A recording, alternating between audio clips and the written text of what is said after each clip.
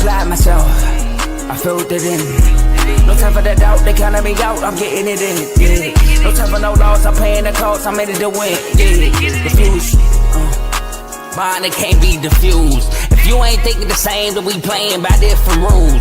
You can't see the vision, we living at different views. Until we complete the mission, keep getting up, never snooze. I walked a mile in my shoes, had the mind of a fool, chasing diamonds and jewels. Trust me, I was confused. Started minding my business and used my mind as a tool.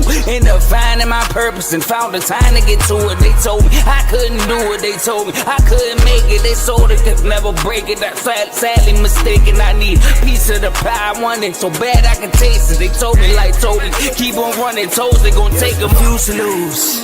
Built the win, applied myself, I filled it in. No time for the doubt, they counted me out, I'm getting it in. Yeah. No time for no loss, I pay for the cost, I'm winning to win. Yeah. Refuse to lose, I built the win, applied myself, I filled it in. No time for the doubt, they counted me out, I'm getting it in. Yeah. No time for no loss, I'm paying the cost, I'm in it to win. Yeah. Refuse.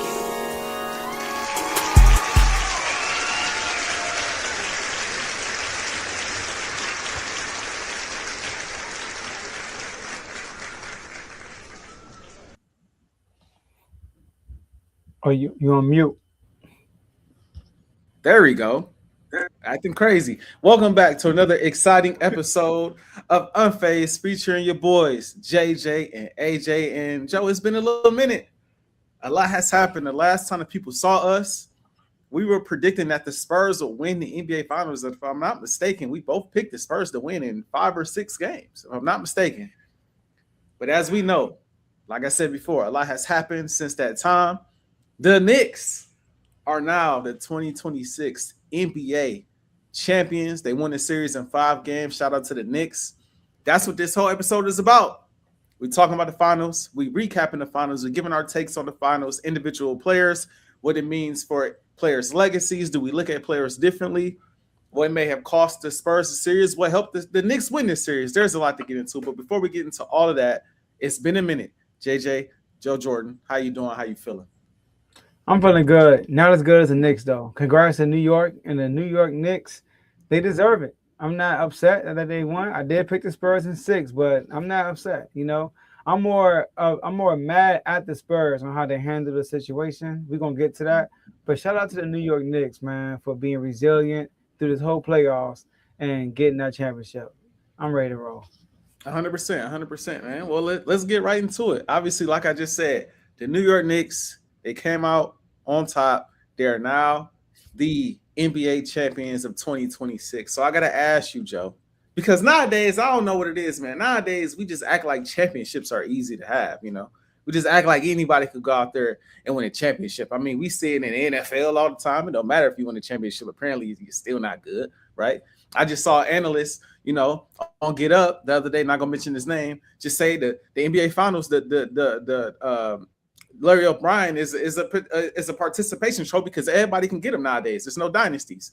I mean, people just saying anything these days, man. So I got to ask you, Joe, to you, what does this championship do for Jalen Brunson's legacy? It does a lot for him. I mean, number one, he's the king of New York. Shout out to Carl. He said that first. He's the king of New York right now. I mean, there are other New York superstars in other sports. Jalen Brunson is the king right now. We talking about a guy, before Steph Curry, we were saying like, yo, there is no small guard winning championships being the best player on the championship team. You got Isaiah Thomas, and then Steph Curry came about. But Isaiah Thomas, he had some pieces around him. Isaiah Thomas had his moments too, though. Like Joe Dumars won Finals MVP and won in the back-to-back finals. So he wasn't like Steph Curry. You see Steph Curry, though. Steph Curry, when he won the championship, although he didn't win Finals MVP, but we all know who was the best player. And Steph Curry is a generational talent. And not only got Jalen Brunson, a guy who this finals could have almost hurt him a little bit, in my opinion, because he struggled in this series.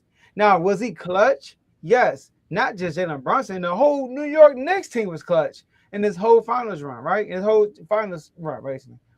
But game 5, dropping 45 when they actually needed all 45. We talking about the Spurs came out defensively on fire, and Jalen Brunson kept them afloat throughout the whole game. He was the solo reason why they won that game 5. I mean, he put them on his back. Him and Michael Jordan are the only two players, and Giannis, that scored 50 points in a closeout NBA Finals game. So Jalen Brunson is special right now. Now, am I going to go as far as saying he's the best point guard in the league? No. Am I going to go as far as saying he's top 2? No. I'm not going to do that. I'm not going to over exaggerate. I didn't see what the analyst said that you said about the Larry O'Brien trophy, but I will say this though. It being a new champion since 2020, I get what he's saying. What he's saying is, when Kobe won championships back then, there was only Kobe and Tim Duncan. That's it. Kobe and Tim Duncan. And then Dirk just found his way in the mix in the 2010s, right? And then you got the Celtics and the Pistons. But championships were like you got held higher regard. Now, you look at SGA got a championship. Jokic got a championship. Giannis got a championship. Brunson got a championship now. Like everybody's getting one now. So the championship is not as special as it was before, because when you compare it to your contemporaries, it's like you look at SGA, he won last year, Jalen Brunson won this year. I get what he's saying. But back then, if you win, you get put up. But does Jalen Brunson get put up? Or does he stay where he was? Like, where will you rank on in the point guard ranks? I mean, are you going to put him above Luka? Luka never won. But are you going to put him above Luka, though? Are you going to put him above SGA, who won last year? So that's why I feel like him getting the championship, it just made him a made man in New York. But as far as like where you rank him, I feel like he's kind of where he was before he even won. So I'm going to let you respond to that, but that's my thoughts. But congrats to him, though. I think that I'm shocked. I'm shocked at the take, and I think that take is crazy, Joe. I think that take is crazy, Joe. I think at the end of the day, a championship is incredibly hard to win. It is. It's a lot of guys as a number one option that can't win a championship. Kyrie Irving as a number one can't win a championship. Mm-hmm. Damian Lillard as a number one can't win a championship. Donovan Mitchell as a number one, for what we've seen so far, can't win a championship. And James Harden as a number one, for what we've seen so far, can't win a championship. Allen Iverson couldn't win a championship. Charles Barkley couldn't win a championship. Now, I get it. Those eras are different. You had to go up against Kobe and Shaq. You had to go up against MJ. All of that stuff is what it is. But it's just a different era of basketball, Joe. There isn't a single team or a single player right now in the current NBA that is so dominant that they're taking the lead by storm, racking up a bunch of championships. But that don't mean that it lessens the value of the championships that you win in this era. It just means we have multiple different greats within this era. Okay. Jokic can hang with them guys back in the day. SGA can hang with them guys back in the day. Giannis can hang with them guys back in the day.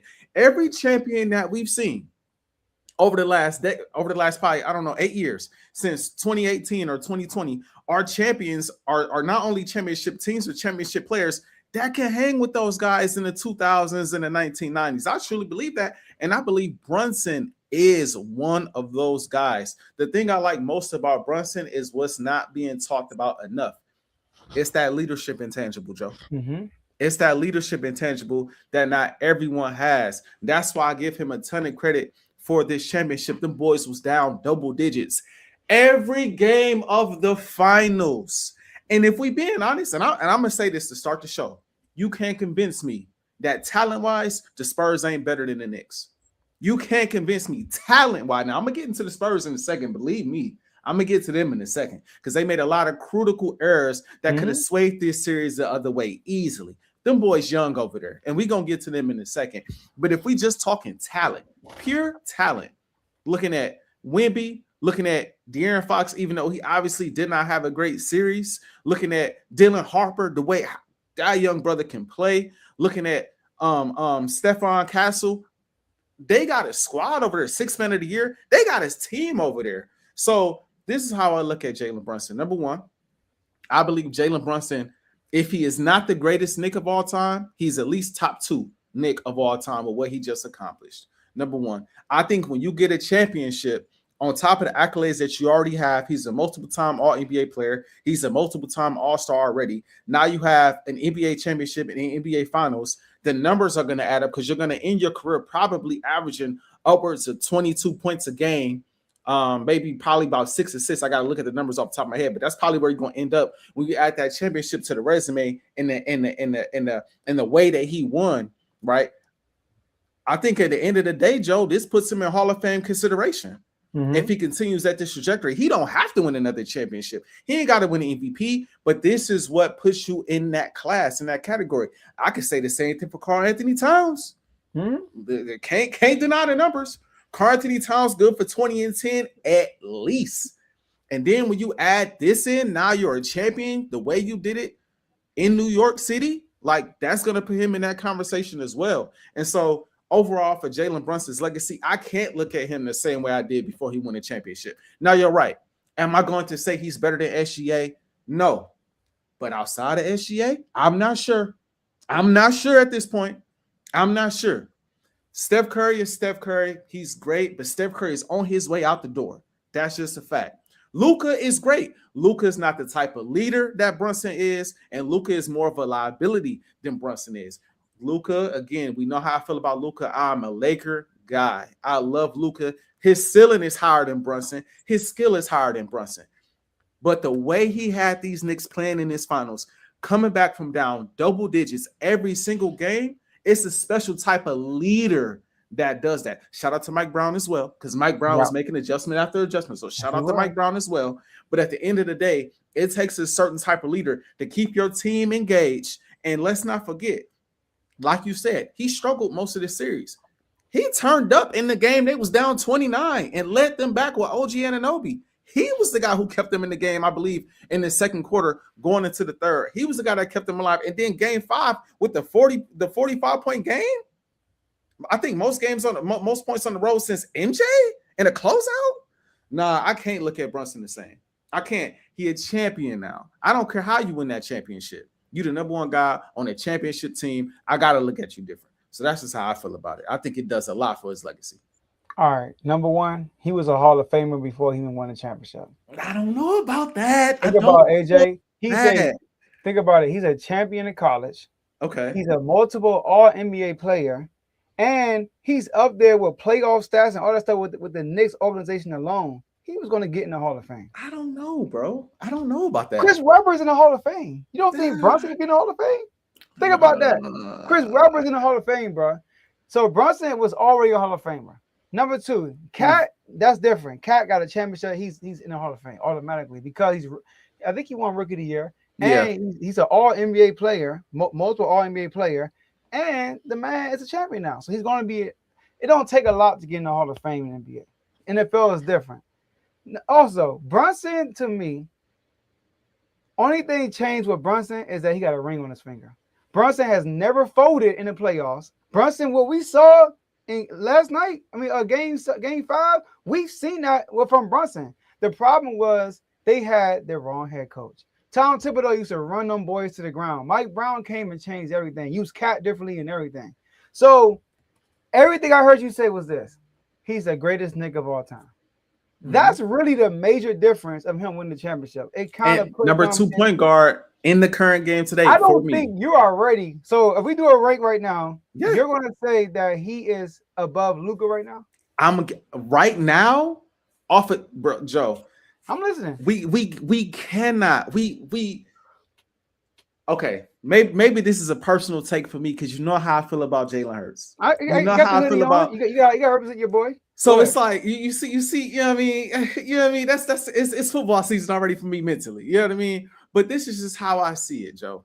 Especially when you're the number one option on a championship team, and so many other guys don't have that hardware in their trophy case. We cannot start to make it a thing because we seeing different guys win the championship. We can't act like winning the championship is a casual thing, bro. The ultimate goal in sports is to win the championship. That's what I was raised on. That's my pops teaching me sports. Hey, what's the most important thing you can do? Win a championship. That's the most important. You can win MVPs. All that is cool. It adds to the resume. Everybody wants those individual accolades too. But as the guy, a LeBron, a Kobe, a MJ, a Luka, a Steph, a SGA, a Jalen Brunson, whoever, you want to lead your team to a championship, especially if you're the number one guy. You can't look at a guy the same exact way you looked at him after he's won a championship. I don't think that's fair. At that point, if that's the case, what's the point of winning the championship? If it's not going to do anything for you, what's the point of winning the championship? I'm not saying done nothing, but it don't move the needle a lot. Because I'll give you an NFL example. How about this? Okay. All right. Do you honestly think Jalen Hurts is the second best quarterback in the league? Currently, no. When he won a Super Bowl, do you think he's the second best quarterback in the league? No, but I think it catapulted him to top 5 conversations, though. Okay, but did you put him over Josh, like a Lamar or Josh Allen, like that? At that time, no, I didn't. You did not, but none of them dudes. But there was a difference, though. And I don't want to do this, but I'm gonna do it. There was a you about to trap me. I see where this going, bro. All I'm gonna say is this. Because I don't want to go too deep on that. Because my dog went to a Super Bowl before the team ended up being what it was. You know what I'm saying? Before we added Saquon. But what I would say is Jalen Brunson, undersized guard in the NBA. Not a lot of undersized guards win championships. As the number one option. Not only did they win the finals, they practically swept their way to the finals. So they dominated all the way to the NBA finals. And then he took over, even though he struggled during the finals. He took over fourth quarter after fourth quarter after fourth quarter until he got it going quarters 1 through 4. I just look at that run that he just went on different. And I look at the NFL a little bit different than the NBA. I think that the gap between Jalen Brunson and SGA ain't quite the same as Patrick Mahomes to Jalen Hurts. I think Patrick Mahomes is Patrick Mahomes. No, I'm with you. And Lamar is like that. Like we Josh Allen, them guys like that. I got Jalen Hurts beneath those guys. I have never put him above those guys except for the 1 year 2022, but Lamar was hurt, and I always say that. I just think that gap with Brunson is a little tighter. I think that Brunson is closer to that top than Jalen Hurts is to those quarterbacks. I agree with you on that. So here's my thing, man. All right, now, and I don't want to kill Jalen Brunson. All right, I get it. Jalen Brunson won a championship, but I'm not the type of dude just because you won a championship, which is not, it's a big thing that I automatically put you above somebody who didn't win, because like everything matters. Like the circumstances matters, all that stuff matter. Because if we talk about Luka, I don't want to say anything to defend Luka. Luka has never had a team built around him like what Jalen Brunson has. Never in his whole career. And Luka has went to further heights with less talent.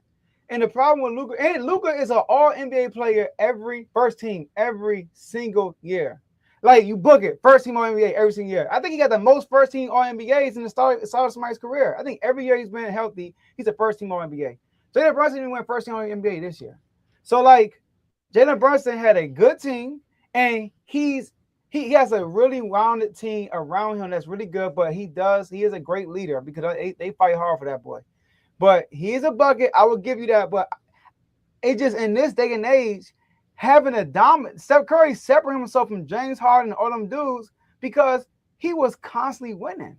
It wasn't because he won out one championship. When he won out one championship, people were still doubting him. Remember, people were like James Harden still better. Then he came out the next year, won MVP, broke the record, and went to the finals again. And after that, the James Harden's talks were over. I don't know if you remember that when Steph Curry first won his finals, people were still putting Harden over him. Mm-hmm. But when he went back the second time, it was like, all right, cool, we here now. Jokic got MVPs. That's kind of different. And Giannis got MVPs. Brunson got no MVPs. That's the thing about it. But the dynamic was different for Steph. Steph made it to the finals and went up against the Cleveland Cavalier team without Kyrie and K-Love. It's not a lot of people that want to give him credit at all off that. Okay. Just off that. Like, yeah, you won, but bro, you won that game or win that series in 6 games. Bron kind of had y'all on y'all heels. Had he had all his sources, it would have looked different. Now, again, 2016, he came back with his unanimous season, and we really started to look at him different. That is not the case for JB. And the difference between Jalen Brunson and Luka, I'm drilling this home today because it's important when you consider a team that came back for 4 W's in the NBA Finals by more than double digits. As much as I love Luka, Luka don't have the leadership to pull that off 4 times. He don't. Luka get on that court, and I've seen Luka now enough for the Mavs and for the Lakers. Luka get real pouty. Luka gonna get them texts. Luka is not gonna get back in transition. He's not gonna get back on defense, and he's a defensive liability that Jalen Brunson ain't. It don't matter what's going on. Only time I seen Jalen Brunson outside of himself is when Wemby mushed him to the side. That was the one time, and when Wemby stepped under him and he came down on his ankle. That was two times in that series. Both times was flagrant fouls, right? Where I seen Jalen Brunson act outside of himself. Outside of that, you can't convince me Jalen Brunson ain't getting hacked. You can't convince me Jalen Brunson don't feel like he has some type of beef or some type of issue with the referees, with his teammates, with the opposition. He just kept hooping. All things considered, we down 10, we down 15, we down 20, we down 29. I'ma keep hooping. Y'all follow me. Luka, as much as I love Luka ain't displayed that leadership intangible enough for me. And I believe, because my take is that the Spurs have more talent than them Knicks. I know the Knicks won the series, but watching the series, can't nobody convince me that they were the more talented team than the Spurs. The difference, though, the Knicks were led by a leader in Jalen Brunson who had heart and experience. We've been here before. Continue to fight. I'm not going to let the clutch moments get to me. I'm not going to freeze up when it matters. I'm going to take over when I need to take over, and I'm going to win us this championship. So I put him in a different light because the skills are there, right? He's not a defensive liability. Like, Luka is Luka. But it's not exposed like Luka. Yeah. Bruh. They were attacking him. Let me say this. The Hawks targeted him, and then the Spurs are just dumb. He was getting targeted. But this is the thing, though, right? When the Mavs played the Celtics in the finals a couple years ago, my whole thing was like, I think Luka and I think Luka and Kyrie, that duo is they're gonna win. They just been playing so well in this playoffs. I can't see them losing. And shout out to Vaughn. I don't know if he's watching, but Vaughn kept bringing up the defensive side of the ball. What's Luka going to do on defense? And I'm just like, what he been doing all playoff long? You throw him in the corner against a shooter and let everybody else defend. Throw him in the corner against somebody who you ain't got to worry about scoring. Bruh, he couldn't guard Sam Hauser. Bruh. He couldn't guard the corner, man. He couldn't guard the shooter. Guys catching the ball in the corner, just rise up shooting tray balls in his face. At least you could put Brunson on champagne.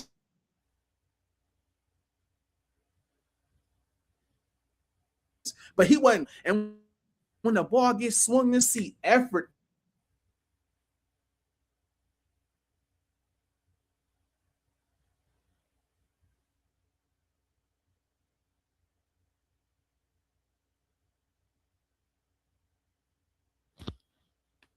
At the very least, Luka just let guys run right by him.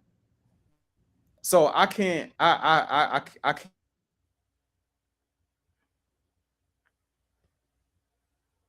I don't know if it's me or you, but it's breaking up in my end like crazy. But I can't keep on winning.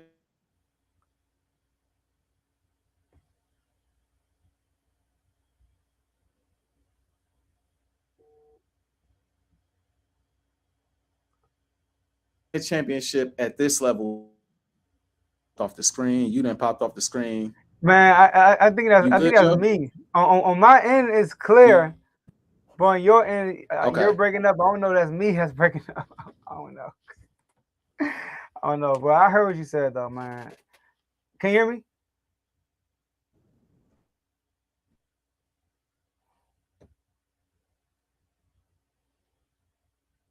Man, I don't know what's going on. I got all my bars, my thing. I don't know if it's me or AJ. Y'all let me know in the chat if it's me or AJ that's breaking up. I have no idea. AJ, can you hear me?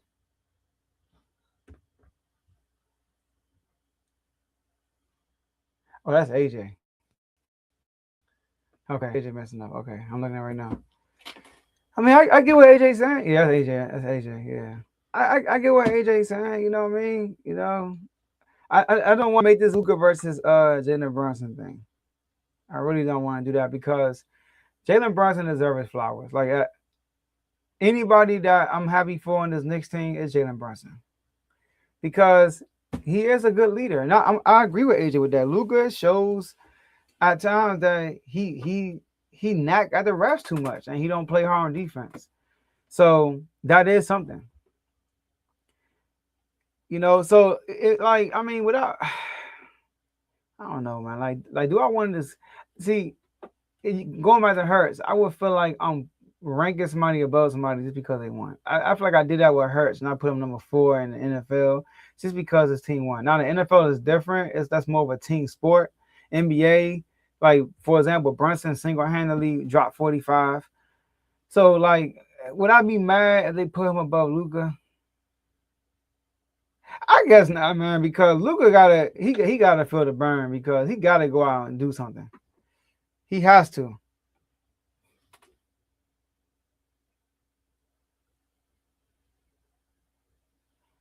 Hold on, what? Trae Young plans to decline his $48 million player option with the Wizards. Washington remains a front runner to sign Trae Young to another contract, but he still expect he better sign with the Wizards after all that talk he said on all these interviews. He better resign with the Wizards. Tomo, he better. That's all I'm gonna say. All this drama with the Wizards, man. Nah, they don't know who they want to draft first round. Trae Young, nah, bro. Nah, we not. Nah. Who would y'all say if the Wizards are the number 1 seed next year? Nah, he better resign, Tomo. He better resign, which I think he would. It ain't nothing but this news. You know, y'all news reporters in DC, they're excited they're finally in the news. So I get it. Sacramento was the same way. I feel it. But I'm not mad at AJ's take, man. I hear what he's saying. It's just like, you know, like so, like see, you can't. Are the Knicks a good team? Yes. Mike Brown, really great coach. I would know, right, as a Kings fan. But Brunson did drop 45 in Game 5. That's huge. He dropped 45, and he was clutch in Game 1. He was clutch in almost every win. Every win they had, he was clutch. So he proved to be one of the clutchest, if not the clutchest player in the NBA. So I gotta give him his flowers. I'll give it to him. You know what I mean? Like, if somebody put him at number 2, I'm not gonna be too mad, man. I'm not gonna be too mad at that. You know, because at the end of the day, winning is the main thing. Especially in the NBA, it's hard. Like in the NBA, if you win, you get all the points for that because it's not the NFL. Like NFL, when you win, it's like more of a team thing, unless you're the quarterback that's cooking. But like all year, but in the NBA, it's a team thing. Yes, sir. All right. I thought it was me, but It looked like it was me, bro. It looked like it was me, bro. I had to swap out the laptops, bro. you was ranting, man. He was going crazy though. Man, I was killing it, bro. I was in my bag for a second. But I was saying, I get what you're saying. You know what I mean? Like, I'm not gonna push back too much because I agree. Luka leadership ain't like Brunson. Brunson is a great leader. You know what I mean? They fight hard for him. And I can't put a card like, yo, which I still think his team he had a good team. He had a good team around him. They had experience of winning and losing together. And he had Mike Brown, but he did drop 45 in the closeout game. And he was clutch in every single one. But we also got to think about this, Joe. He did have a great team around him. He took 113 million on the table to get that good team around him too. Exactly. I give him props for that too. No, you're right. I give him props for that. Again, all of that goes into that category of leadership. He did what it took to win. So I gotta give him credit. It's more the Laker fans did that. The Laker fans, yeah, facts. Laker fans like, bro, you crazy? Lakers fans like, yo, you crazy? I know, but I know we're gonna have to do some rankings next year. You know what I mean? But like in the R2L community, but you know, would I push back as my guy number 2? I guess not. Luka needs to feel the fire. You know what I mean? Yes. Like everybody's winning. You know, like Brunson got a ring now. Don't get me wrong. Luka is young. SGA is older than Luka. Brunson is about to be 30. You know what I mean? So like these dudes been in the league longer than Luka. So I get you on that, but Luka needs to win. He's too good to not have a championship right now, in my opinion. 100%, you know, like 100%. he's best player in the league material. Like if like Luka is one of those players, if he wins, he's gonna be the best player in the league. I feel like there's a few people that have that. It's SGA, Jokic, Giannis, and Luka probably. You know, at one point it was Embiid. You know what I mean? And for real, Embiid, it's crazy to say if Embiid is winning championship next year, we would look at him like he's probably the best player in the league. Like he just need to be healthy. He's just that talented. He's just that talented. You know what I mean? Like Luka has a talent. If he just win a championship, he's gonna be labeled as the best player. We're not having no conversations for real. So but shout out to Brunson though. So you do think he's the greatest nigga of all time? I do. I think if he's not one, he's two. I think he's right there. I'm not mad at that, right, man. There. I'm not mad. He's straight killer, bro. He's a great killer. Yeah. But a lot of other Knicks legends just kind of froze up in the big moments. Now you do got the Walt Fraziers and all of them way back in the day. I mean, if you want to throw them in there, I guess. You know what I mean? Right. Shout out to them. I guess. You know what I mean? But we talking about 53 years ago, bro. Like, I mean, at this point, at some point you gotta move on. At some point you gotta move on. I mean, I'm just saying. Like the Knicks haven't won a title since 1972. Like, bro, like, I mean, dang. Dang. Got hurt, bro. Yeah. But what else hurt? Spurs, man. Wemby, he hurt. Gotta be hurt. Spurs went on their high horse, beat OKC, people crying and stuff, beat the defending champions in Game 7 in their home court. And they failed to get 2 wins. Sorry, they failed to get a win on their home court in the NBA Finals. People thought they would get swept. They came back and they won Game 3. And then the Knicks proceeded to win last 2 games, Game 4 and Game 5. They lose Game 5 in their home court. Watch the Knicks from the locker room celebrate on their court. Now, AJ, I'm going to ask you, this more talented team that you mentioned, San Antonio Spurs, what went wrong? Joe, I think there are several things that went wrong for the San Antonio Spurs. I think it starts from the top down. But before I get to the head coach, because I got to talk about him for a second, we got to talk about the reaction to beating the OKC in the Western Conference Finals. I get it. I understand. It's OKC. They're the defending champions. But Wemby, in a way, and he's a young leader, but he is the best player on the team, and he is kind of their leader at this point, right? Him reacting the way he reacted, I believe it's hard to say this because the next round was the NBA Finals, but it looked like such a sigh of relief to beat OKC. And I know that that's the team you circling in the Western Conference because they just won the championship. That's the team. If we beat them, we good. We golden. But you had to know that, like Kobe said, the job wasn't finished. And there was a team in the Eastern Conference that hadn't lost a game since April, okay? There was a team that was coming into the finals red hot, looking to end a 53-year drought. So you had to know if you wanted to become a champion, the job was far from finished. So that needs to be said. I thought the reaction was a bit much. I understand letting the emotions spill over. That was what it was, right? The second thing, the coach. What is his name, Joe? I'm blanking on his name right now. Mitch Johnson. Mitch Johnson. I felt like made so many egregious mistakes, but I think the top 2, outside of all of the moments where he could have called timeouts in these games to settle his team down, I think the top 2 mistakes he made was not giving Dylan Harper more playing time and bringing down Wemby's playing time down a touch. I thought that there were stretches and times where he played Wemby way too much. We got to keep this in mind, right? Wemby only was playing like 25 minutes a game in the regular season, if that.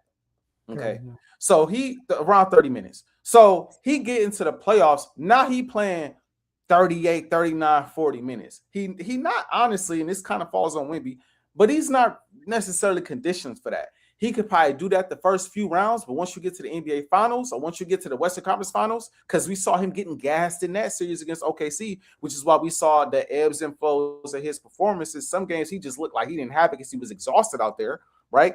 But once you get to that stage in the finals, there comes a point in time where, hey, we're up 20.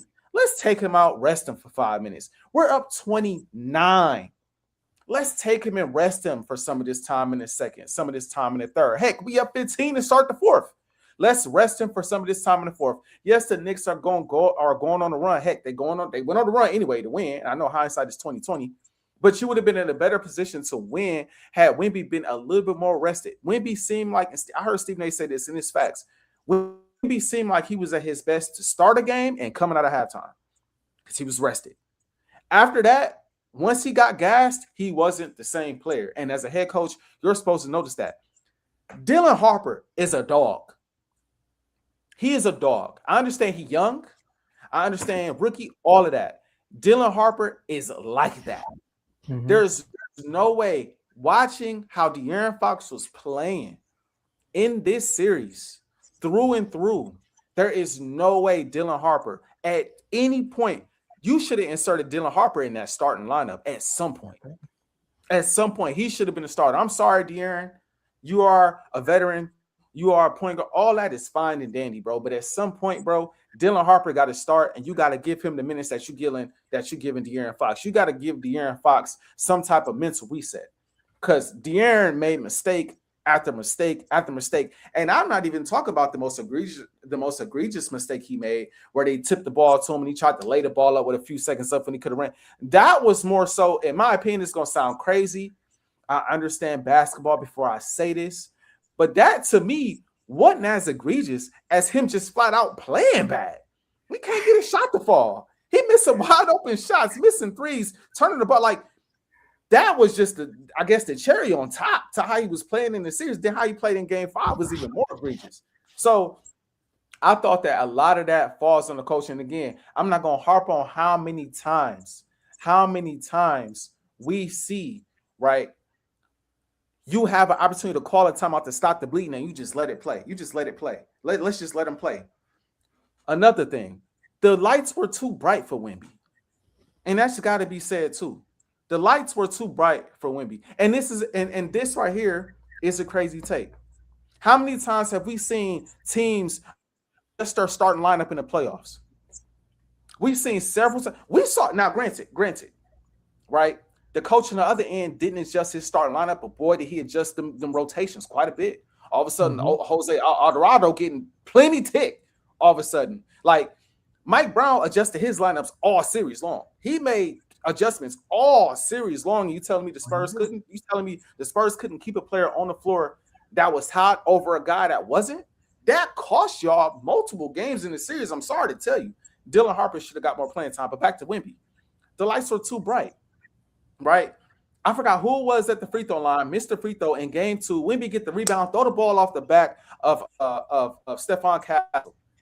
Turnover. Knicks get the ball back. They make 2 free throws or make a free throw. I think they were down. I think the Knicks were down 1 at the time. It was a tie game. Whoever went to the line made a free throw, missed the second. The Spurs got the ball. I believe they called a timeout. Dan Mitch finally called a timeout. Drew up a play for Wemby. Wemby took the elbow jumper, missed it. That's the end of game 2. You can make the argument Wemby kind of sold game 2 down the road. Then we got to look at the 29-point comeback, Joe. Now, we could talk all day long about De'Aaron Fox's mistake. And we could talk about how bad De'Aaron Fox played because he played bad, bro. But them brothers was up 29 points, bro. That ain't all De'Aaron Fox. Mm-hmm. You boys came out halftime shooting 11 threes, and I get it. They was making all them threes in the first half. But at some point, you got to see them threes ain't dropping in the second half. You got to attack the basket. You got to get to the free throw line. You got to get some easy buckets. So I can't fully fault De'Aaron Fox for real. De'Aaron Fox was a part of the issue, but I saw Stephon Castle not playing the best. I saw Dylan Harper also missing shots in that stretch. I saw Champagnie missing everything he threw up almost in the second half. I saw multiple guys not playing well. Wemby gets to the free throw line with a chance to make 2 free throws to push the game, to the distance. Wemby misses both his free throws. But I tell you what it come back to, Joe. It come back to coaching. Because I remember watching the game, Joe, and looking at Wemby at the free throw line. And Wemby got a routine at the free throw line. He get the ball, shrug his shoulders, he take a deep breath. Boy, his jaw looked like he was trembling. That man was not only nervous, he was exhausted at that free throw line. He played every minute of the fourth, Joe. He exhausted. He ain't got nothing left in the tank. So yeah, this game 4. That's that game. I mean game 4. Yeah, game 4. The game they came back from down 29. That man was at the free throw line exhausted. And the last thing I'll say is this, right? I thought it was a lot of arrogance on their side too. Now, for those who don't know, I'm an avid Joe Budden podcast listener. I love the Joe Budden podcast. Me and my wife actually was just watching it before we went live, right? One thing Joe Budden kept on saying that I agree with is the Knicks are beating y'all because they have the proper respect for y'all. They know who y'all are. They know who you beat. They know what y'all went through to get to this point. If they gonna dismiss y'all and they feel a way about y'all, they ain't gonna say it publicly. They veterans. They ain't gonna do that. They gonna say it in the locker room, and then they gonna come out in these press conferences, and they gonna give y'all the utmost respect, which is what they did all series long.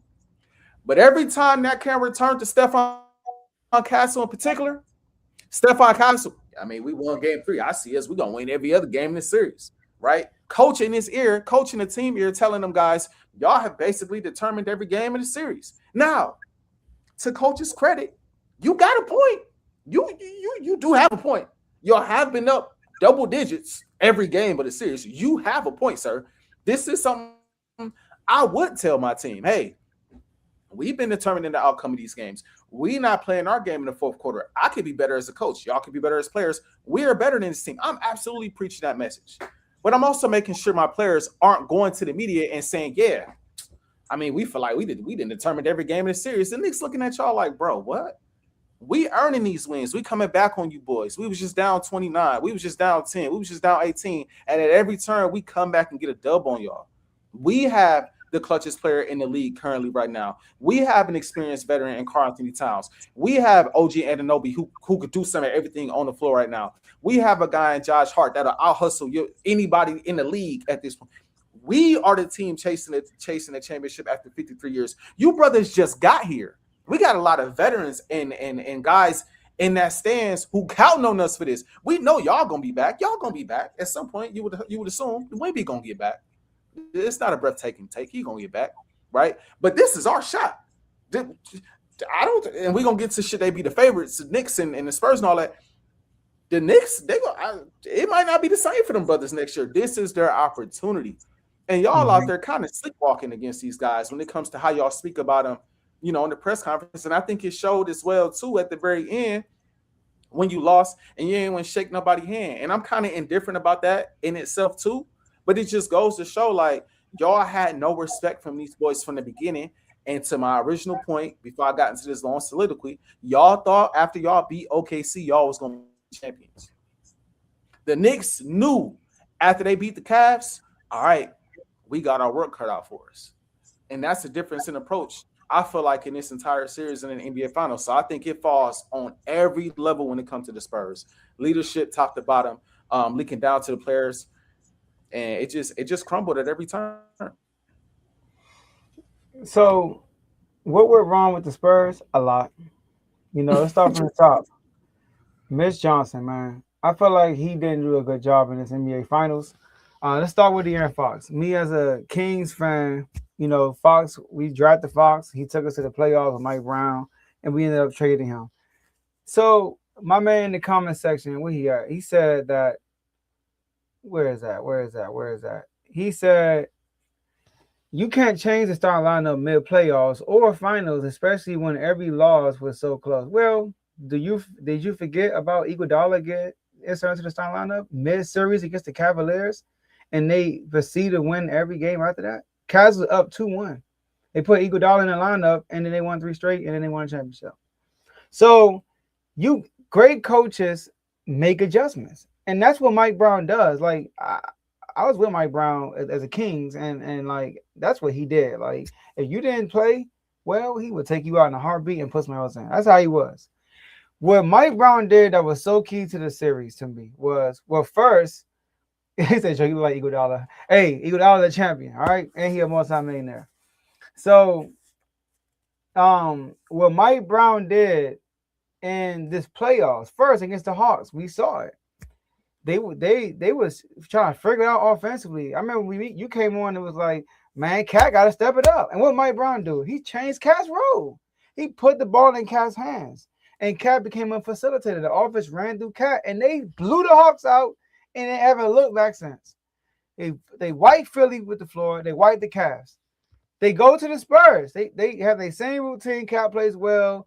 The Spurs go up. Brunson clutch. Same story, right? But then, when they went up 29, what were they doing? They were running full court defense on them boys. And the Knicks were struggling. Jalen Brunson was struggling.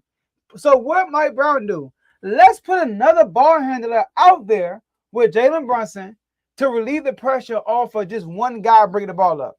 We're going to put in Jose Alvarado. And that was the first time in the whole playoffs that they played together on the court together. First time. So when you're a coach, you got to look at the game and scout the game and make adjustments as the game goes on. What I didn't get in Game 5 was that he kept letting De'Aaron Fox run the show. He kept doing it. It was one time in the fourth quarter when the Knicks were coming back, De'Aaron Fox took 3 jumpers in a row and missed all 3. And I'm like, bro, let Dylan Harper bring the ball up. Let him run the offense. Because when he gets the ball, he makes a good decision. He either score a basket or foul somebody. He make the right decision. And then super late in the fourth quarter, he finally made that adjustment to put Dylan Harper ball in his hands, which was too late. Now, your take about Wemby, about him being tired. I don't want to hear no excuses for Wemby. I don't care if he's year 3. I don't care what's going on with him. He talked too much. And I like Wemby, but he talked too much. And I was okay with him crying and stuff because I had a feeling he was going to get the job done. But when you don't get the job done, you look dumb. That kind of goes. If you don't get the job done, then you look dumb. But anyways, the man cried with OKC, like you said, and then we overlooked it. Because when Philly beat Boston, what did we say? Oh, that was an emotional win for them. And they carried over to the Knicks, and they were not ready for the Knicks. Because they spent too much emotion celebrating with the Boston win. We could say the same thing about them beating OKC. But I looked over. I'm like, nah, this guy actually going to help them. Because the type of leader Wemby is, he's not going to let. Man, them boys came out and lost every lead in the series. Now, in the whole fourth quarter thing, AJ, I don't want to hear he was tired. Because he wasn't tired in Game 4. Game 4, Game 3, he played the whole fourth quarter. And they won. And he closed them out. He closed them out, and they won the game. It's the NBA Finals, baby. We might need you the whole fourth quarter. What you talking about? And look, Wemby in the NBA Finals, 26, 11, and 3. His shooting splits 42, 27, and 79. That is not good. You're a 7-4, and you're shooting 42%. You are an 88 free throw percent shooter going into the series, and you shot 79%. Are you serious? That's including 2 missed free throws in Game 4, like you mentioned. Right, when they really need it, and that's including a flagrant foul missed free throw in Game 5, and another free throw you missed in Game 5 at the end of the game when you was nervous, like you say, he was nervous. But in the fourth quarter, he averaged 7 points a game in the fourth quarter, shooting 34%, 25% from 3, 72% from the free throw line, a -20 in the fourth quarter. And in Game 4, he had 5 points in the fourth quarter. And Game 5, he had 3 points, AJ. 3 points. So, Miss Johnson, he gets a lot of blame. Wemby, he gets the most of the blame because he talked too big. He came out and said, I'm the best player. I should win MVP. We got the best team in the NBA. That's what he said. And then they did not prove they had the best team in the NBA because they still immature, they still learning, they still growing, they can't close. And they go back to Von Point. He don't have a go-to move. He can't score, bruh. He couldn't get past nobody. When he was on the perimeter, AJ, he's either trying to giant step around you or he's pulling a jumper. He don't like. There were a couple of times he'll hit somebody with a move, but he was not consistent at all with his offensive game. The only thing that was consistent was the pick and roll out of you. That was the only thing consistent, which they didn't go to enough. That was killing me. And I remember in game 3 when they won, I kept saying, bro, go to the pick and roll. It's working. He was going away from it. In game 5, we barely saw the pick and roll. Barely saw it. Because they can't stop it. Once he's under the basket, throw it up. It's either a foul or he's dunking it every single time. But they go away from that. So the bigger issue was Miss Johnson, Wemby. We all know about De'Aaron Fox. And yeah, they shot themselves in the foot for real. They should have won this series, but they too immature to win because the coach is still immature too. I think that the biggest issue was Miss Johnson. Now, Wemby obviously deserves some blame. Obviously, he was talking big, the whole "I'm in your head," all the stuff he was doing on the court. Yeah, like he Wemby was doing a lot, and we respect that. But I want to, my guy Izzy, he brought up Ant-Man, and it brings me back to something that Ant-Man said in his presser after they lost. I'm not agreeing with the statement, but I'm talking about Ant-Man. It brings me back to something that Ant-Man said in his presser after they lost to the Mavs. I believe it was Dan Moore, reporter out here. He asked him, it seemed like at times, Ant, you were winded. And was it chasing around Kyrie or what, what was it? And he just flat out said, like paraphrasing, this is my first time being here. And the workout that you do in the offseason and how you prepare is a little different when you got to prepare for a late playoff run as well. So it's like the way he phrased it was like you gotta prepare in the offseason like you're gonna go on this late playoff run because you can't compare mid playoffs. You can't naturally have that win. After a while, the regular season and again, I'm paraphrasing. After a while, the regular season builds up and the postseason builds up. It was easy getting out of the first and the second round. But when you get to that third round in the finals, it kind of catch up to you a little bit. This is how I feel about Wemby, which is why I blame Mitch Johnson. We got to put things in context, Joe. This team won 30 games last year. Mm-hmm. They won 30 games last year. Wemby didn't play a lot of games. I believe he had, if I'm not mistaken, he had a blood clot. Yeah. Like, Wemby didn't play most of the season last year. So you go from winning 30 games, right, to going to the playoffs and getting to the finals in your first ever playoff appearance. Now, in the case of Brunson and the Knicks, if you Brunson, you've been to the playoffs multiple times. You've been in the first round, bounce. You've been in the second round, bounce. You've been in the third round, bounce. This is your first finals experience, but you didn't have them off seasons now. You've seen the kind of win it takes to get you to the finals. You know what it takes to get there now because you've been so close. This is Wemby's first crack at it. So I applaud Wemby and the Spurs for getting this far. But I'll say this, Joe. As young as that team was, I only brought up Wemby. They all look gassed in the fourth. All of them look gassed in the fourth, bro. And again, it is no excuse. I understand. It is the NBA Finals, but experience plays a part in it, bro. It plays a massive part in it. And I think in the case of the Knicks, not only did their experience play a part, not only did they have off seasons to kind of see, okay, this is the win. We got to prep like we going to the finals. And this is not only do you have to know you have to prep like you're going to the finals, you have to know how to prep like you think you're going to the NBA Finals. The Knicks did a good job of getting rid of the East. So before the finals even started, we chilling, we resting, we getting our bodies ready for a stretch run in the NBA Finals. That is why every fourth quarter, them boys had legs and the Spurs didn't. Most notably, your 7'5" big man didn't have his legs in mostly every fourth quarter of this series. It's a fact. Now, how do you help that if you are Mitch Johnson? When we have these leads, this is an opportunity to rest our big man. He ain't played these minutes his entire career. Forget this year. We talking last year too. He ain't played these minutes his whole career. This is his first NBA Finals appearance. You know that, brother gassed. At some point, you got to save the player from himself, and you got to understand and see, hey, this is a good time to get him 5 minutes here. It ain't got to be crazy. It ain't got to be, 10 minutes you sit him down, but a quick 2 minutes here, 3 minutes here, 5 minutes and come sit down real quick. Come. That's how you play it to keep your guy fresh for the fourth, especially when you see you lost games 1 and 2 in the fourth. And that's my issue with Mitch Johnson. You kept losing. He lost every game the same damn way. He was stubborn with De'Aaron Fox. He didn't give his players rest, and they folded every fourth with lacks of timeout and things of that nature. That has a lot to do with coaching. And so I give Wemby a ton of blame. He missed those free throws, in game 4 that could have put them in better position to win. He was out there talking greasy, right?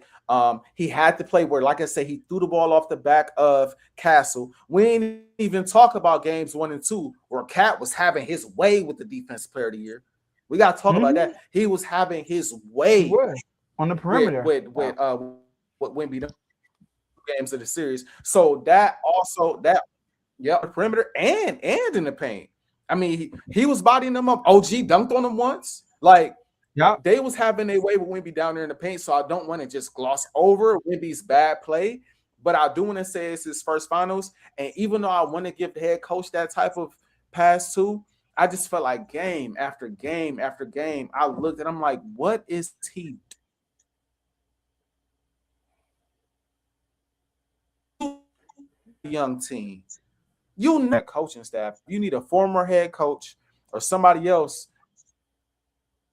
And I don't know who's on the coaching staff, so I'm not trying to be disrespectful to nobody, but listen, you need somebody else on that coaching staff that could tap him and be like, yo, bro, Dylan Harper needs to be in the game. Yo, bro, we might want to burn a timeout right here.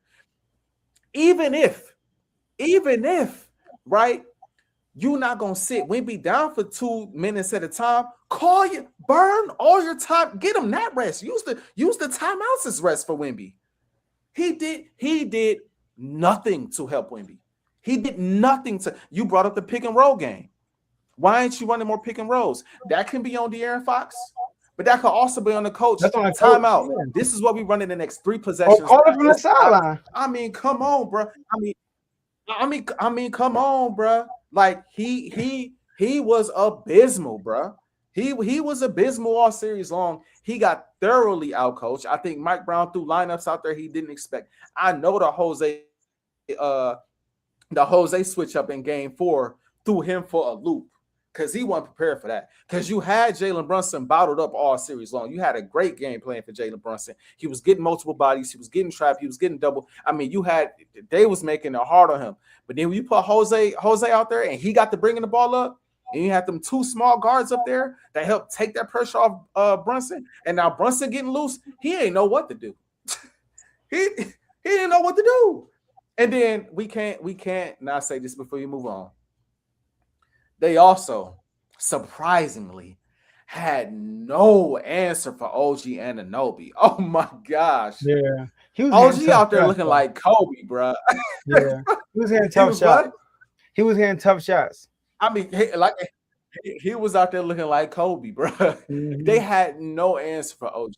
And that's somebody else that obviously, that was a big – they had no answer for OG. So I think it was a lot of different issues. But I do believe that if the coaching staff made proper adjustments and they did what they were supposed to do, use your timeouts, give Wemby proper rest, bruh, forget being it's so many reasons to call timeouts or to take Wemby out of the game. He's a young player.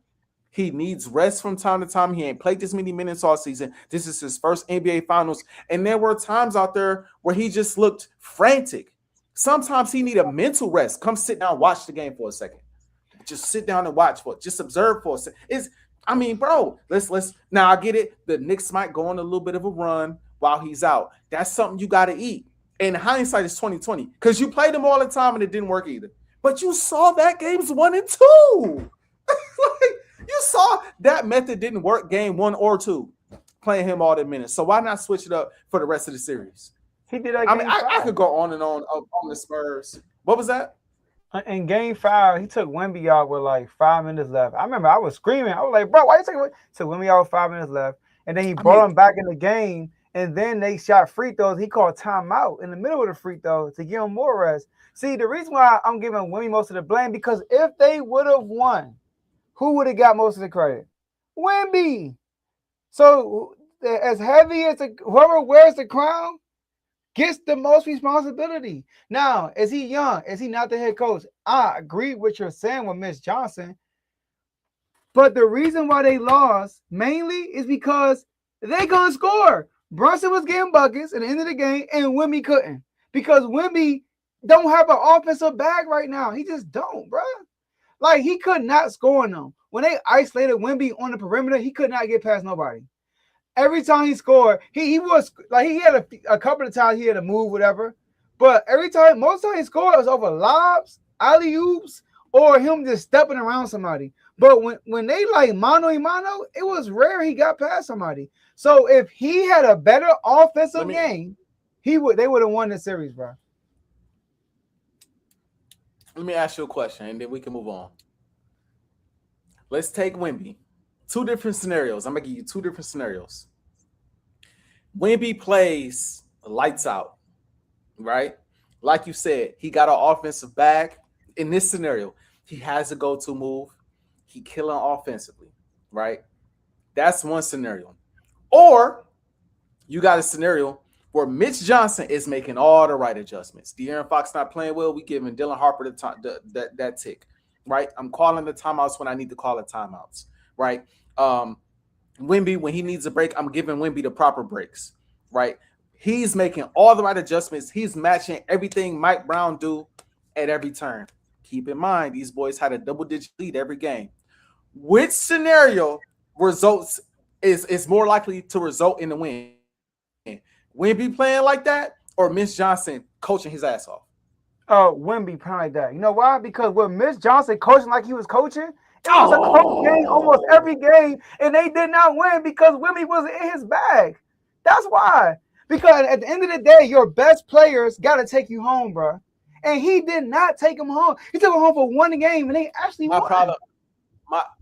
My problem is I don't think Mitch Johnson put him in. I don't think Mitch Johnson put him in a great position to take them home, and I think that's I think he's a big part of the reason why Wemby played the way he played. I think he's a big part of the reason why Wemby played the way he played. His isolation game, bro, is not great right now. It's not elite. It's not. They put the ball in his hand a lot, and he could not score. We also, and that's fair. But we also got to understand, again, talk about being gassed and mentally being engaged in the game, mentally being sharp upstairs. We keep talking about offense, bro. He they main defender on defense too. You gotta do everything on the floor. Only thing you ain't doing is bringing the ball up and getting everybody else involved. And I'm not saying it's an excuse. I'm not saying it's an excuse. You have to do what you have to do, Joe. But if I'm a head coach, and that's fair, bro. But if I'm a head coach, and I know I need Wemby to defend at a high level, I need Wemby to score at a high level. There's no way he's still in the game when we up 29. It's no way he's still in the game. We have 15 to start the 4. This is the time to rest him, bro. Especially you see the Knicks going on. This is the time. Wemby, you're gonna have to play probably these last 10 minutes of this quarter or these last 8 to 9 minutes. So I'm gonna rest you to start. Get your wind, observe the game. You gotta coach. Coach. I'm hard on Wemby too, bro. But that coaching job was so abysmal. I think it's simple adjustment. We talk about how close it was. Just sit De'Aaron Fox down, put Dylan Harper in the game. They win the series. Even when Wemby playing the way he playing, if Dylan Harper gets more playing time, they win the series. They win the series, bro. They win the series, bro. Wemby is a better scorer, bro. Point blank. The man, like, he's 7'4", he has 24. Okay. For real, like with Javon beating the death about it. I'm actually with him now. Watching Wemby, bro, he couldn't score. And Brunson could. That was a difference. Brunson was terrible in game 1, but he showed up at the end of the game. Brunson got buckets. That last game we just saw, the Knicks were trash, but Brunson was getting buckets. Wemby was not getting buckets, bro. All his best game was when he caught like 10 lobs. He was not getting buckets in series. He was not. So like that's Wemby need to up his offensive game. If he and the reason why I'm hard on Wemby because what I think of Wemby and what he think of himself. The man act like he the GOAT already for real. Mm-hmm. So get yourself an offensive bag, and maybe you will win next year. Well, speaking of Wemby, hey, listen, we pretty much already talking about it. So you might as well fully go over to that side. We got to ask the question after everything we just said about Wemby, everything we just seen. I mean, Joe might have already just kind of answered this question in an extended version with the last topic, but did the NBA Finals hurt Wemby's image in your eyes, Joe? I mean, I think it kind of did. Like, look, number one, it hurt his image on and off the court. I feel you. On and off. Yeah. It's about off the court first. He did all that talking, man. Now, we probably disagree right here, but I hated the fact that he shook nobody's hand. It is so easy to not shake somebody's hand versus actually shaking somebody's hand. People think that's weak. No, it's hard to do that. It's hard to lose and congratulate the guy who beat you. It's easy to walk off. That's easy to do. That's easy. That's a coward move to me. That's like you ducking the wreck. But real people that want to feel the fire, I'm gonna go over there and congratulate him. And you saw Jalen Brunson. As soon as the buzzer went off, he walked towards Wemby's way to give him and his coach a handshake. Wemby just walked off the court. I did not like that. And then he goes to the press conference. And not one time he said, great job about the Knicks. Great job. He always only talked about we dominated. We did this. We should have that. He sounds so arrogant and not humble.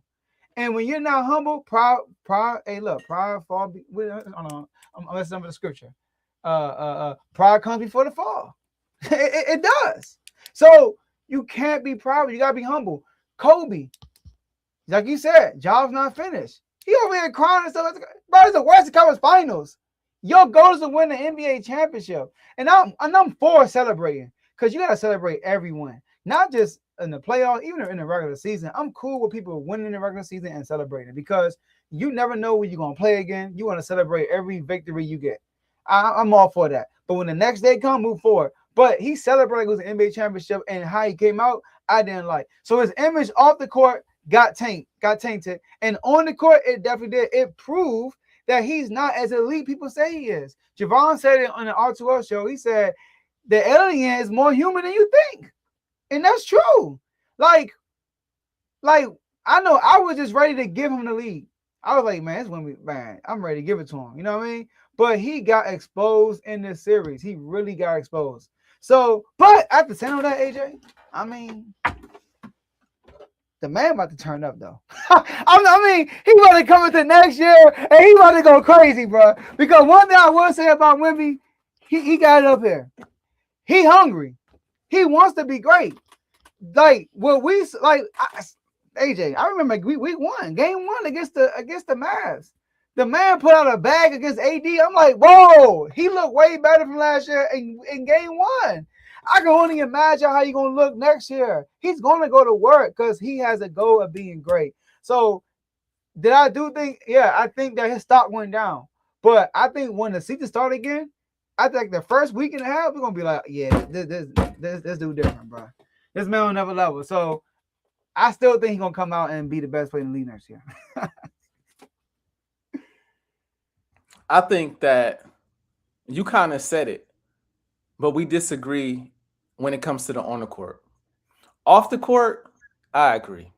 Like, to not shake Jalen Brunson's hand, to not shake the coaching staff hands. DeAndre or Draymond Green got a quote out right now on his podcast that I really like. He said, shake your killer's hand. Look your killer in the eye. And give him props and just be back. Brunson ain't going nowhere. The Knicks ain't going nowhere. You might not see them again in the finals, but you'll get a shot to play them again. You'll see them guys again, and there'll be somebody else in your way that you got to get through. So use it as a learning experience. Go shake their hand and move on and give props where it's due. Again, that goes back to what I was saying, though. They didn't do it all series long. You didn't really hear them give the Knicks any credit all series. Yeah, you said that. Yeah, like all series. Like yeah. at every turn, yeah, we determine the outcome of these games. Yeah, I mean, we won one. We expect to win the next 4 or the next 3. Like that's how he was talking. And it's like for a team that gave up multiple double-digit leads, you would think after the 3rd lead and gave up, like, yo, we gotta give these boys credit. They got, at the very least, they got a whole bunch of heart. They got more heart than we experienced in any team we played, because a lot of teams would have folded, but this team just keep fighting back, and that's the problem. They got legs when we don't. They make shots when we don't. They make plays, they make adjustments when we don't. Give credit where it's due. On the court, though, it's hard for me because Wemby did give you 26 and 11. And at the end of the day, I know it wasn't a very efficient 26 and 11, but he did give you 26 and 11. And from time to time, his defense was felt on the floor. I have a hard time looking at this series and not thinking about the big picture. And I think that's my biggest issue. I think if you just focus on the question, did the NBA Finals hurt Wemby's image? You can say yes. But if you look at things in its totality and understand this is his 2nd or 3rd year in the NBA, he's 22 years old. His first ever opportunity at going to the playoffs, he in the NBA Finals. Kobe didn't do that. MJ didn't do that. It's a lot of different legends you could point to that they first year in the playoffs, they was one and done, or they was conference finals, or they was second round and about there. And Wemby not only got to the finals, he took out the defending champs on the way there. Yeah. And so it was a long road for him to get to where he got. He dominated multiple games throughout the postseason to get to that point. He ran up against an extremely tough matchup where he was outmatched and his damn coach was outcoached. And I think it put him in a position, and I'm harping on that one. And it put him in a position to where he was not able to be his best self. Like you said before, I think next season Wemby's gonna come back better than ever. I think he's gonna come back home. I think he's gonna come back balling. But like watching that entire series, bro, it's just so Wemby was Wemby, and we expect so much from Wemby because, like you said, a lot of people saying he got the potential to be the GOAT and all this other stuff. But Wemby is just a part of what makes the Spurs what they are. Them guards got a lot to do with their greatness too. And that coach who had a great, and I hate to harp on him so much, but he had a great regular season. He coached great throughout the playoffs. It's just in this finals, he was nowhere to be found. And so I just think that it's a lot of players that go through this bump. And I think ultimately when it comes down to it hurting his image on the court, it's still not like the reason why it's hard for me to say like concrete that it hurt is because kind of what you said about the Brunson conversation, he won the trophy and you still kind of feel the same way about him. With Wemby, it still ain't too many bigs in the league I'm taking over Wemby right now. With how he just played. Like I still like the only one I'll probably take over him right now without having to think too deep into it is Jokic. That's the only one I'm like, yeah, give me Jokic. Outside of Jokic, out of the bigs in the league, man, give me Wemby. I mean, even so it's like in that way, how much did it actually hurt you? Off the court, it hurt a lot, but on the court, I mean, it's still Wemby. He just had it was a tough matchup, a tough series, and we all know he's gonna be back. So it's tough. Let me ask you this. I think to answer the question, I think I hurt him off the court, not as much on the court. So if you ask me before the season started, now the season is over, did his image get tainted? I would say no. But if you ask me before the finals started, your thoughts on him when the finals when they beat OKC, how you looked at Wemby and how you look at him now, I look at him worse. Because after they beat OKC, I was like, bro, about to be a champion. Like, it's a wrap. Like, it's his league. I came on live and said, it's Wemby's league. I don't even know if SGA going to have an opportunity again. That's what I said. Because Wemby going to be in his way.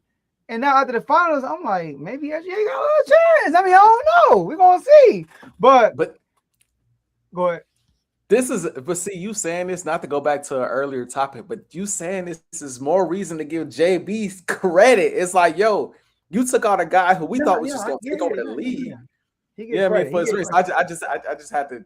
My throw that whole back thing in was, there. I agree with you with the credit thing. And back to the handshaking thing. I remember watching The Last Dance, and when Michael Jordan beat the Pacers in Game 7, Larry Bird was the coach. He waited for Michael Jordan in the locker room. I don't know if they shook hands on the court, but he did wait for him to come out that locker room and shake his hand. Karl Malone and John Stockton lost the NBA Finals for the second time to Michael Jordan. They went on his bus to congratulate him. What? Bro, you know how hurtful it is, bro? You got to go, like, where MJ at? I got to give him his prop. They went on the bus and shook his hand, bro.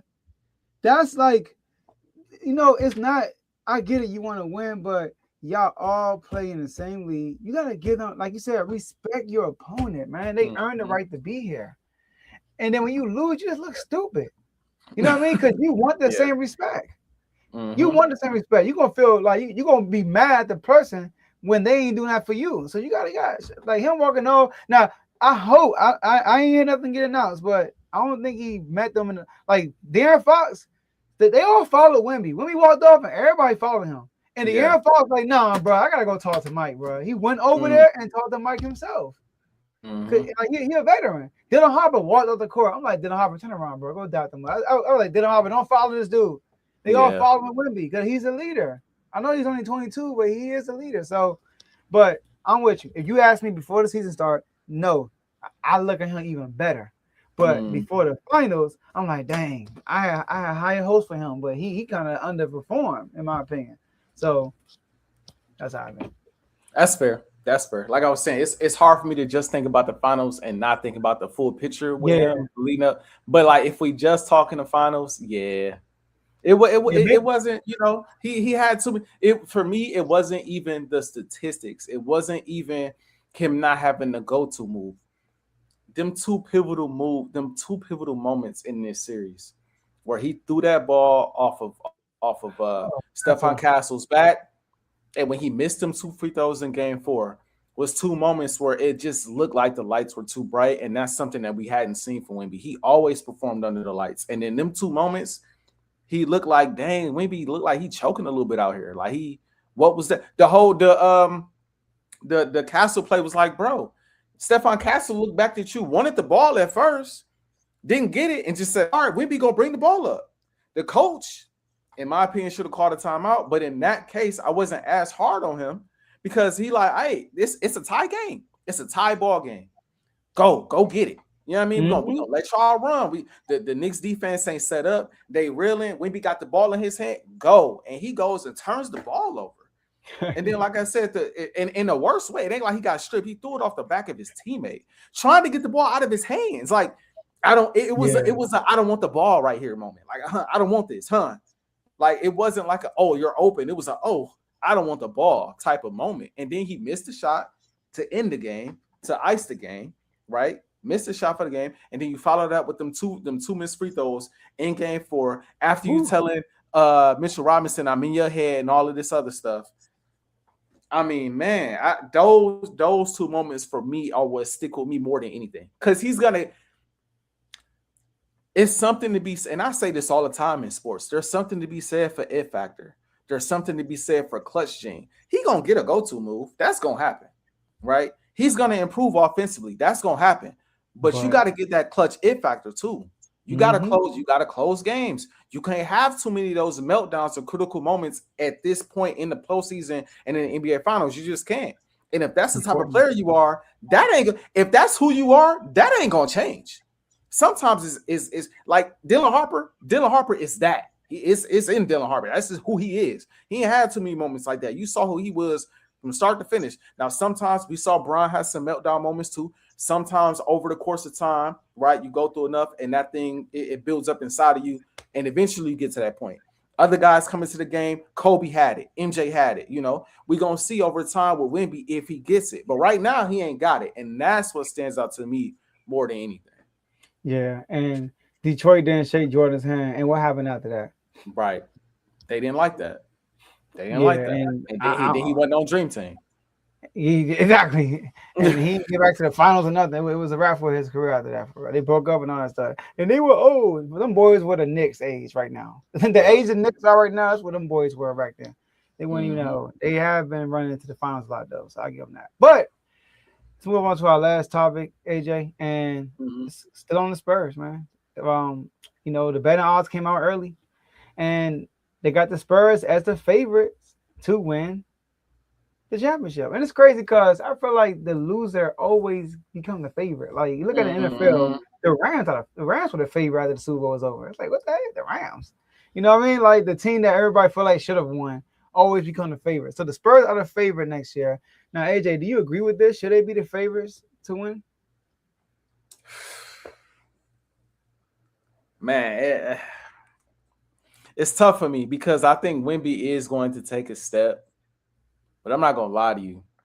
The team that stands out on that, as I look right now, the Spurs are at the top.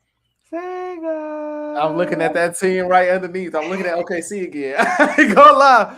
I'm looking at OKC again because, again, my take on that series, if J-Dub play, I think they win. I think that OKC is going to make some sort of moves this offseason. And even if they don't, I think at the very least, I think they'll be healthy and determined to get back to the top of the mountain. And so it's hard for me to say that the Spurs should be the favorite, even though I expect the Spurs to take a step and to make some moves of their own. If I had to pick a champion right now for 2026, I'd probably put my money on OKC before I put it on San Antonio. That's just kind of my quick take on that. I don't like the fact that the Knicks are where they are, kind of was at fourth on there. But then again, I mean, you can make an argument the Celtics make a deeper run of JB if Jalen Brown is healthier, or I'm sorry, Jason Tatum is healthier, and is able to play. And Giannis is gonna throw all of this off whack because he ain't staying in Milwaukee, unfortunately. So I'm not mad at the Spurs being a favorite because I think we all expect Wemby to take a massive step forward. I think those young guys will improve. I don't think De'Aaron Fox will be there next season, which is gonna get them other guys even more of an opportunity to step up and perform. But listen. Hey, my Lakers ain't, you know what I mean? Like, I ain't sleep on Luka, and I know what I just said about him. You know what I mean? But listen, Luka gonna be back in the mix, healthy. You know what I mean? I mean, I don't know how I feel about that, but I know Luka back in the mix. And listen, bro, like I have yet to experience a Luka playoff run where he is 100% himself. The first playoff run, he was okay, but he got sick one of the games and wasn't able to beat himself. It was injured throughout that playoff series. And then last series, no. This was for the Lakers. Lakers. When they went up against Minnesota. Yeah. They went up against Minnesota. Well, he was healthy, but he got sick one of the games, and that kind of swayed the series. It was game 3. We lost game 1. Minnesota won game 1. We won game 2. Luka balled out. Then game 3, he had some type of flu or something like that. We lost game 3. No, take that back. It was game. No, it was one of them games. It was either game 2 or a game 3 or game 4. He had the flu. He was sick. He had flu-like symptoms, and that's the game where LeBron went off for like 38, and we lost.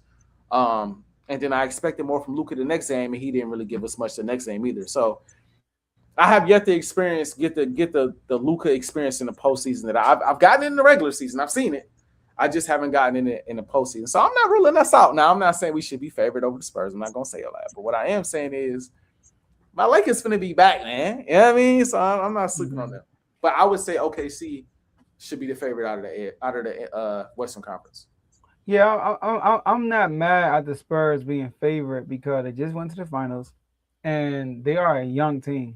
You know, and that's including the coach. Like they all should get better. But that's what we always say. They should get better. But Dylan Harper is a rookie. I mean, the man just got drafted. Like he's just a rookie. He's going to a second year. Wemby is going to get better. Stephon Castle is going to get better. They all K Johnson going to get better. They all are young, you know. So we just expect them to get better. But I'm with you with OKC. After what we just saw, we gotta say OKC because they were hurt this year, and they got the best. They got the Howie of the NBA. They got the best GM in the NBA. They got a lottery pick.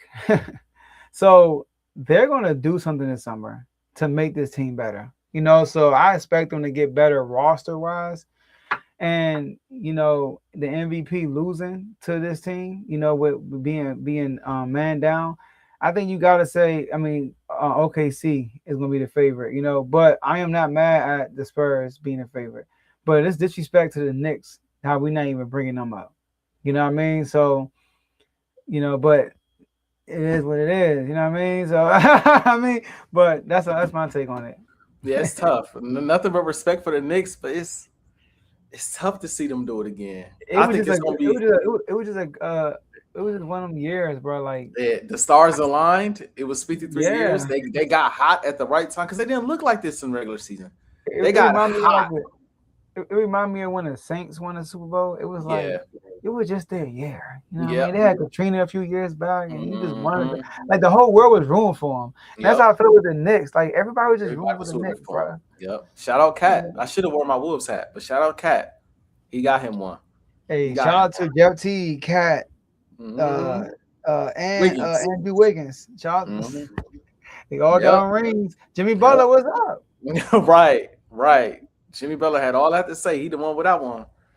I know That everybody sucks. got one. That sucks. People forget Zach LaVine was on that team too.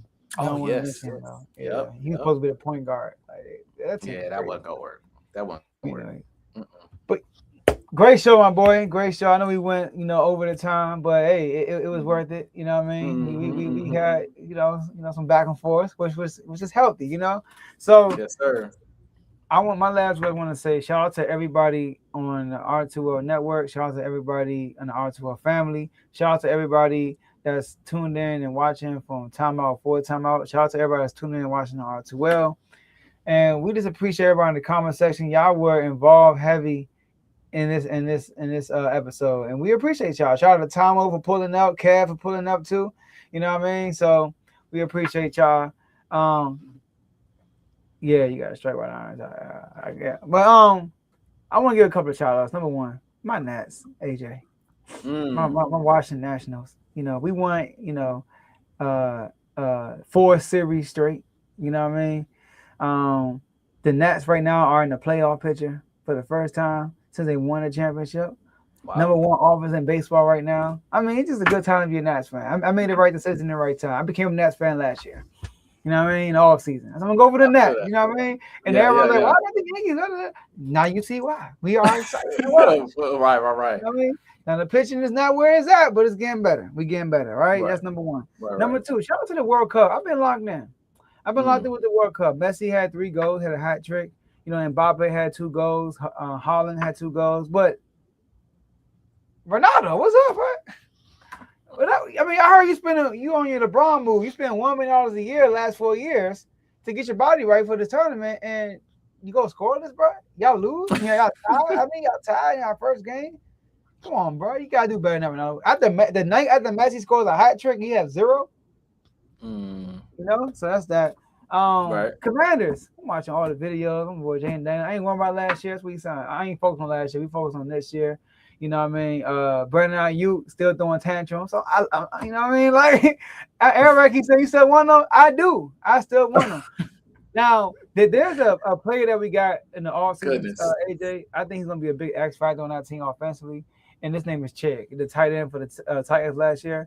Well, he got a lot of speed. I'm hearing a lot of noise about him in the training camp, so just watch out for him. And I'm so curious about what the defense is gonna do.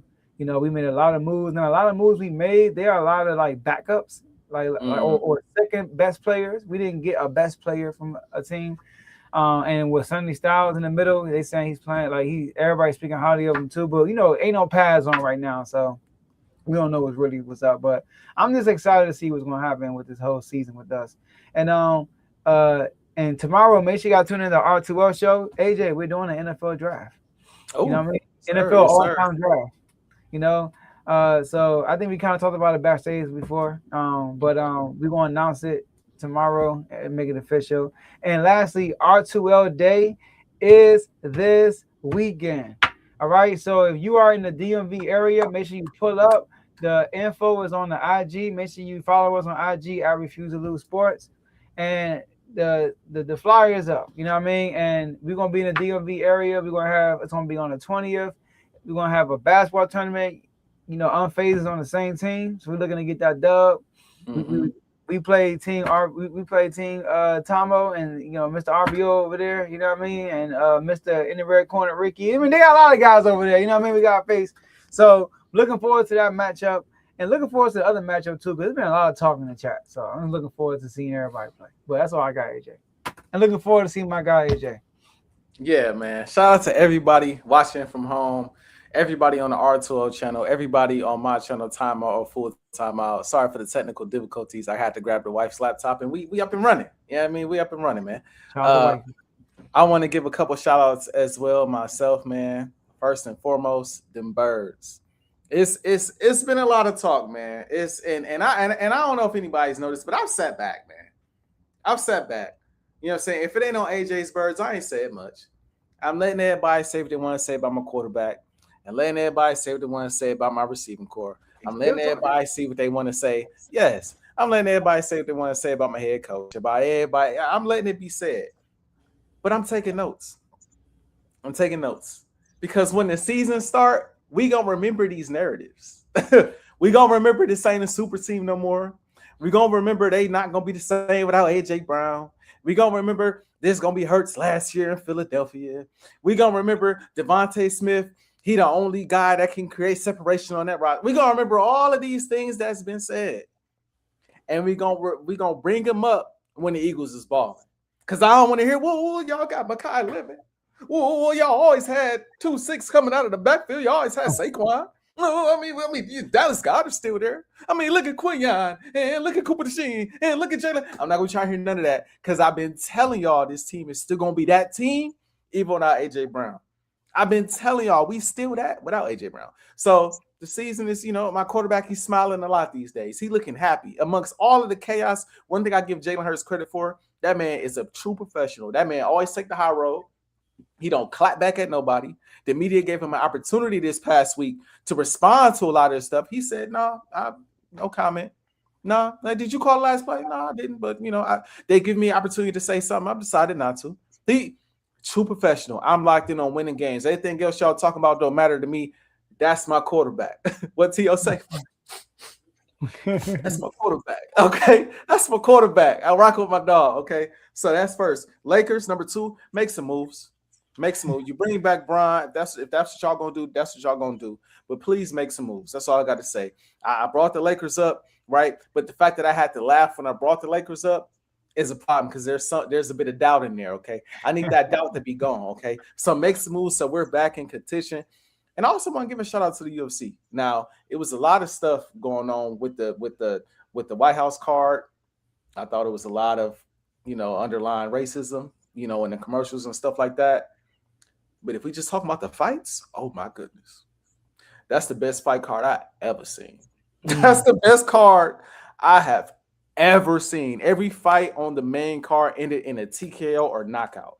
The most that card was sensational. I must say. Shout out to Gaethje. Shout out to the Poirier. Shout out to Sugar. That's my favorite fighter right now in UFC. Like that was a show. I'm not gonna lie. That was amazing. That was something right there. And last but not least, you said it, Joe. It's time. RTL weekend is here, man. It's time. I got one more day at work, then I'm on a flight. I'm on the plane. So I'm just right now, as soon as they get off, I'm about to just wrap it up, just get in the bed. My goal just got to get through the mall. I got a long day, you know what I mean? But if I could just get through it, you know what I mean? That next morning I'm on the flight, you know what I mean? I'm going to kick it with the family first always, and I'm going to kick it with my guys, meet everybody for the first time. And I'm telling everybody now, right? We're going to meet at B-Dubs. We're going to hi, Kiki, have a drink. Hey, how y'all doing? Where you from? Here's my wife. Come game day, Stoneface. Ain't nothing what we talking about. We talked the night before. It's Stoneface. It's time to go kill. It's been a lot of talking. You know what I mean? For me, it's been built up for a whole year.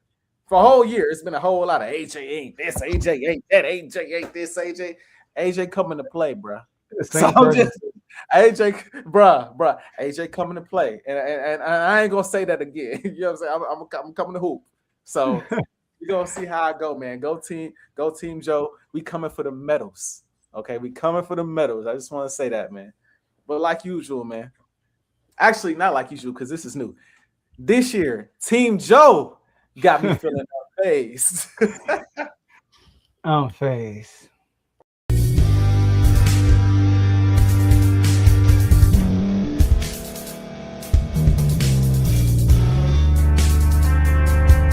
Thank you for staying to the end. If you're watching this on YouTube, please like this video, subscribe, and also hit that notification button so you can be notified next time we put out a video. If you're listening on any podcast platform, subscribe and hit that notification button, y'all, so you can be notified we put out another podcast audio. And last but not least, hit that share button. No matter what you're listening to or watching it, hit that share button and send it to somebody that you know that would love to watch this episode you just listened to. So once again, thank you for staying to the end, and we'll see y'all in the next episode.